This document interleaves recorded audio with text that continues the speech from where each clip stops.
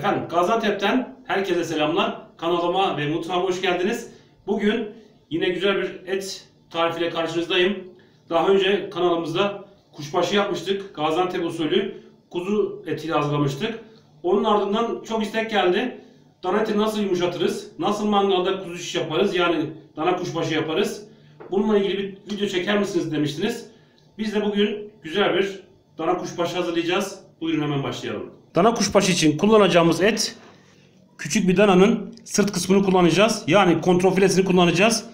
Zaten yapı itibariyle biraz yumuşak bir et. Bunu daha da yumuşatıp lokum kıvamında dana kuşbaşı yapacağız. Evet. Kontrofilenin şu arasında çok az bir sinir var. O siniri çıkaracağız.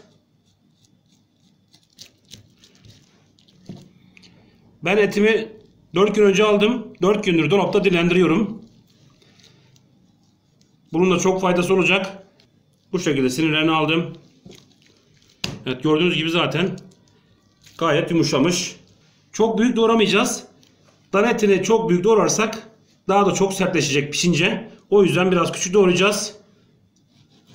Evet, büyüklük bu şekilde olursa daha yumuşak pişecek. Ateşe gösterip çekebiliriz hemen.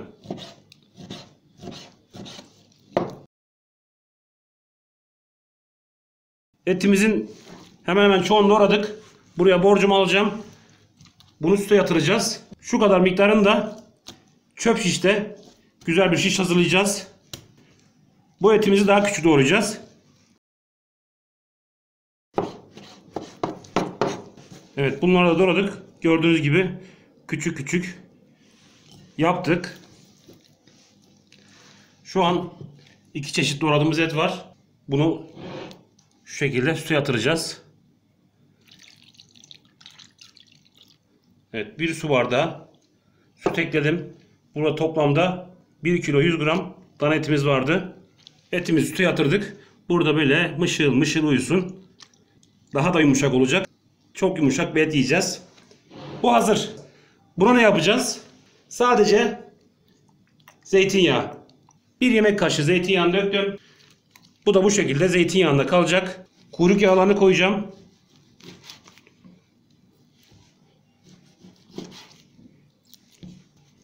Yine kuyruk yağını çok büyük doğramayacağız.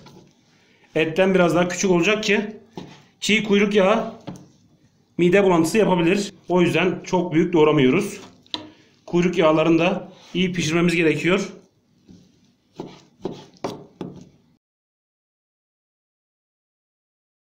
Bunları da küçük doğrayacağız. Çöp şiş için. Evet, bu da hazır. Kuyruk yağlarını doğradık. Üzerine streç çekip dolaba dinlendirmeye gönderiyoruz. Etlerimizi güzelce kapattık. Kuyruk yağını sütle buluşturmuyoruz. Kuyruk yağını bu şekilde streçin üstüne koyacağım. Bunu da ağzını kapatalım. Gördüğünüz gibi ağızlarını kapattık. 12 saat ile 24 saat arası dinlendireceğiz. O bize kalmış. Ne kadar yumuşak bir et yemek istiyorsak onu kendimiz ayarlayacağız. Yarın tekrar gelip etlerimizi soslayıp bir gün daha bekleteceğiz. Görüşmek üzere. Biz gidiyoruz. Sizler de videomuzu beğenmeyi unutmayın. Efendim 16 saatin ardından geldik. Etlerimizi tekrar soslayacağız. Yine bir 12 saat veya 24 saat arasında dinlendireceğiz. Buyurun ikinci kez sosumuzu yapalım. Etlerimiz gerçekten pamuk olmaya devam ediyor. Öncelikle kuyruk yağlarını yine burada bir borcama alacağım. Burada soslayacağız. Bakın etleri görüyorsunuz. Sütün rengi nasıl değişmiş. Tam tamına 16 saat beklettik dolapta. Bu fazla sütünü süzeceğiz. Etimizi soslayacağız. Etlerimizi süzdük. Fazla sütünü aldık. Rengini görüyorsunuz. Etimizi soslayalım. Bizim damak tadımızın alıştığı baharatları kullanacağım. Tabii siz isterseniz içine farklı baharatlar koyabilirsiniz. Şöyle 2 tatlı kaşığı pul biber attım. 1 tatlı kaşığı tuz. 1 tutam kekik. 1 çay kaşığı karabiber. 1 tatlı kaşığı biber salçası. Ve zeytinyağı. Yarım çay bardağı kadar zeytinyağı döküyoruz. 2 sarımsağım var. Bunları da döveceğiz. Sarımsakları da ekledik. Etlerimizi güzelce karıştıralım. Bütün sosları etimize yedirdik. tekrar buraya alacağım. Kuyruk yağsız kuzu şiş veya dana şiş yapılmaz. Et bu şekilde tek başına ağır olur, lezzetsiz olur. Ama kuyrukla birlikte olursa eti yemeniz daha kolay ve daha lezzetli olur. O yüzden muhakkak az da olsa yanında kuyruk yağı tüketin. Etimiz şu anda hazır. Üzerine yine çok az zeytinyağı gezdireceğim. Evet, zeytinyağını da gezdirdik. Tekrar dolaba alacağız. Yine bir 12 veya 24 saat arası dinlendireceğim. Küçük çöp şişlerimize geçelim. Onun da çok ufak sosu var. Bunları da küçük küçük doğramıştık. Şöyle çay kaşığının ucuyla çok az bir şey karabiber atacağım. Mini minnacık. Çok az tuz atacağım. Yarım çay kaşığı kadar. Ve bir tutam kekik atacağım. Sade etlere kekik çok yakışıyor. Keki de attık. Zaten zeytinyağı koymuştuk. Şöyle çok az daha zeytinyağı gezdirelim. Bunların hiçbirini kullanmak istemiyorsanız sadece tuzla da yiyebilirsiniz. Tuz atıp yine lezzetli bir et yiyebilirsiniz. Etimizi karıştırdık. Evet, bu da hazır. Dediğim gibi 12 ile 24 saat arası dinlendirip geleceğiz. Mangalla buluşturacağız. Toplamda dinlenme süresi 6 gün olacak. 4 gün dinlendirdik. Bir gün sütte dinlendirdik. Bir gün de sosla dinlendireceğiz. 6 gün olacak.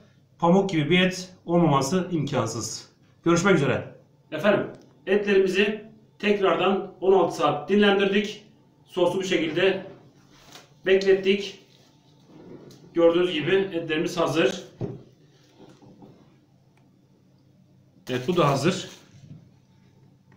Onları buradaki şişlere takacağız. Bunları biraz daha küçülteceğim.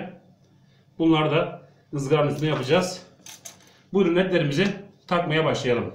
Çöp şişlerimizi küçülttük. Bıçak yardımıyla biraz kısalttım. Etlerimizi takmaya başlayabiliriz. Şöyle alt kısma bir tane kuyruk.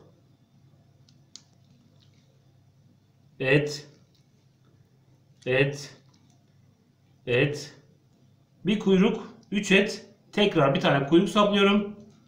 Evet, bu şekilde tadımlık dana şiş yapıyoruz. Önce bunları saplayacağız. Arkasından terbiyeli dana şişleri yapacağız. Mangalımızı yaktık. Ateşimiz yavaş yavaş olmaya devam ediyor. Bunları bu şekilde saplayıp geliyoruz. Efendim, çöp şişlerimiz hazır. Hepsini sapladık. Toplamda 17-18 tane küçük çöp şiş yaptık. Diğer terbiyeli dana şişimize geçelim. İnanın ki pamuk olmuş. Yani yumuşacık olmuşlar. Bir de güzel pişirirsek daha da yumuşak olacak. Evet, etlerimizi saplamaya başlayabiliriz.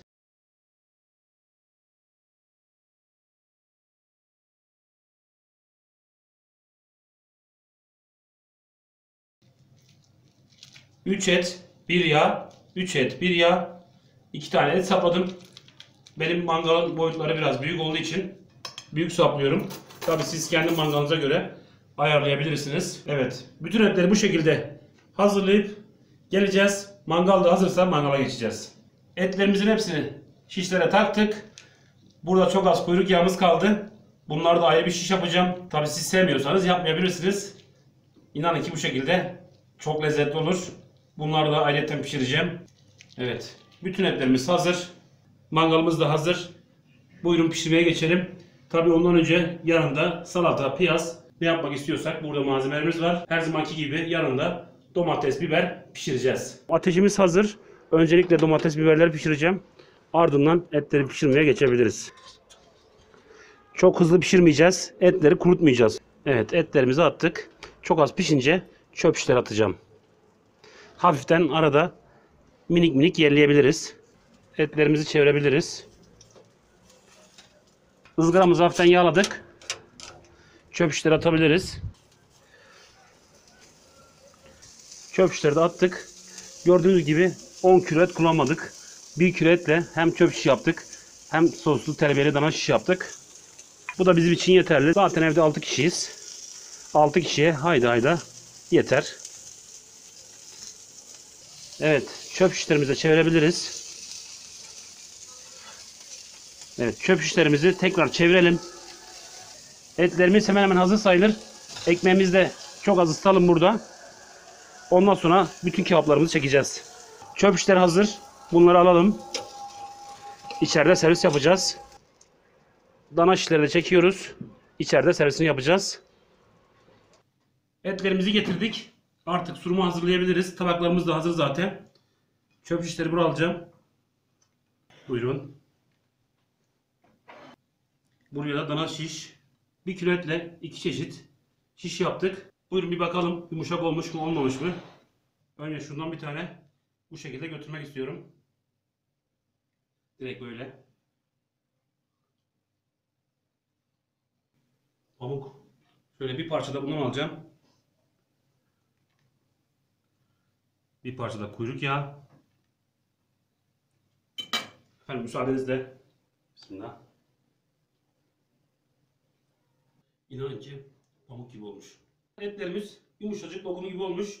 Bizde yalan yok. Neyse o. Siz de denerseniz bu şekilde göreceksiniz. Bugünlük bizden bu kadar. Başka tariflerde görüşmek üzere. Kendinize iyi bakın. Hoşça kalın.